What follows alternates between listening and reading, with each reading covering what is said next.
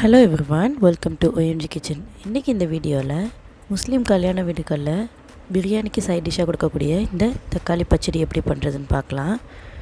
இதுக்கு நான் ஃப்ரெஷ்ஷான 4 தக்காளி எடுத்திருக்கேன்.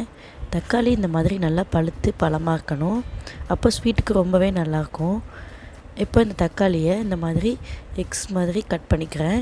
இந்த கட் எதுக்காக கொடுக்குறோன்னா, தக்காளி வெந்ததுக்கப்புறம் இதுலேருந்து தோல் நமக்கு ஈஸியாக உரிக்க வந்துடும். இப்போது இதில் ஒரு 2 கப் அளவு தண்ணி ஊற்றி மூடி போட்டு நல்லா வேக விட்டுக்கிறேன். பாருங்கள், இப்போ இதுலேருந்து தோலெல்லாம் உரிய ஆரம்பிக்குது.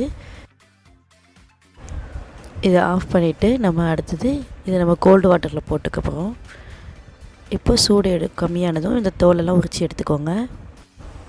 இந்த மாதிரி தக்காளியில் உள்ள தோல்லாம் கண்டிப்பாக உரிச்சிட்டு தான் இந்த பச்சடி பண்ணணும்னு இல்லை, அப்படியே கூட சில பேர் பண்ணுவாங்க, அதுவும் நல்லா தான் இருக்கும். இப்படி உரிச்சிட்டு பண்ணுறதுனால ஸ்வீட் கொஞ்சம் ஸ்மூத்தாகவே இருக்கும், எந்த டிஸ்டர்பன்ஸும் இல்லாமல். இப்போ உரித்து எடுத்தாச்சு. அடுத்து இதில் அந்த தலையில் இருக்கும் இல்லையா, அந்த ஆணி மாதிரி, அதை நம்ம கட் பண்ணி எடுத்துடலாம்.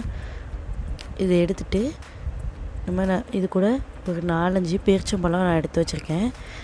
அதை வந்து தோலை அதாவது கொட்டையை எடுத்துகிட்டு இதில் ஆட் பண்ணிக்கிறேன். தக்காளியிலேருந்து தண்ணி விடுது பாருங்க. இப்போது இந்த மாதிரி தக்காளியை நல்லா மேஷ் பண்ணிக்கோங்க. இதில் இருக்க தண்ணியெல்லாம் வெளியாகிடும். நல்லா மேஷ் பண்ணிவிட்டு இதை நம்ம ஸ்டவ்வில் வச்சு கொஞ்சம் நம்ம கிண்டிக்கலாம். இப்போ இதில் இருக்க தண்ணியெல்லாம் வெளியாகி தண்ணி வற்றுற அளவுக்கு நம்ம கொஞ்சம் நேரம் வச்சுக்கணும். பாருங்கள், இந்த அளவுக்கு ட்ரை ஆனதும் இதில் ஒரு கப்பு நான் சுகர் ஆட் பண்ணிக்கிறேன். சுகர் ஆட் பண்ணதும் மறுபடி அது கொஞ்சம் இலக ஆரம்பிக்கும். அடுத்து சுகர் வந்து கொஞ்சம் பாகு மாதிரி கெட்டியாக ஆரம்பிக்கும். இந்த ஸ்டேஜில் கொஞ்சம் அடிப்பிடிக்காமல் கிண்டி விட்டுக்கோங்க. பாருங்கள், இந்த பாகு மாதிரி சுற்றி பபிள்ஸ் மாதிரி வருது இல்லையா, இந்த மாதிரி வந்ததும் அடுத்து நம்ம இதில் கொஞ்சமாக ஒரு பிஞ்சு சால்ட் ஆட் பண்ணிக்கோங்க. நெக்ஸ்ட்டு இதில் நெய்யில் தாளித்த முந்திரி, திராட்சை, அப்புறம் பிஸ்தா, இது கூட கொஞ்சம் ஏலக்காய் சேர்த்து ஃபைனலாக இதில் நான் ஆட் பண்ணிக்கிறேன்.